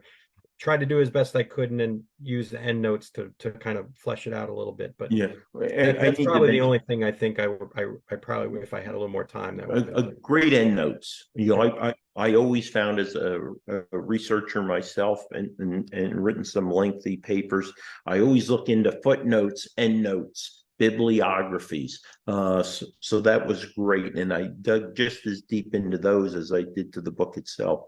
So what is your plan moving forward to chronicle Operation Urgent Fury? Is there some bigger picture you're trying to paint? Because we had I don't want to say a multitude, but there was other elements that played notable roles to include your sister service or your service. Well, I'm kind of pinballing back and forth between my World War II research and my more current, more modern writing.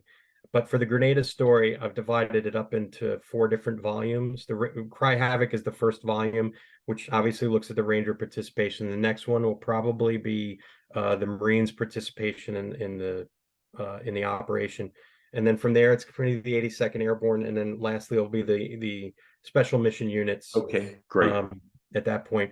But again, I'm pinballing back and forth. I'm kind of alternating between that and my World War II research. I've got a book I'm on short final with about, those of your viewers who are familiar with the Band of Brothers and Easy Company. I decided to do a soup to nuts, cradle to grave history of the unit. It's going to be a 4-volume piece that looks at their stateside training, deployment to England, and then Normandy, then Holland, Operation Market Garden, and then Bastogne, and then the Rhineland campaign will be all one book. So it'll be 4 volumes of that as well. It allows me to give the stories, especially the Grenada books, the correct amount of material, the correct amount of runway as it needs, because it's a very misunderstood operation, and there's quite a bit of details there that need to be written about. And I think just trying to stuff all of that 20 pounds into a 5-pound bag does not do the story justice. The idea is to break it into the 4 volumes. That I think the Marines will be the next one. Right. So then let's finish up. Why would a non-ranger, a civilian, straight leg infantry guy, want to read this book? I think because it's an inspiring story when you think about it.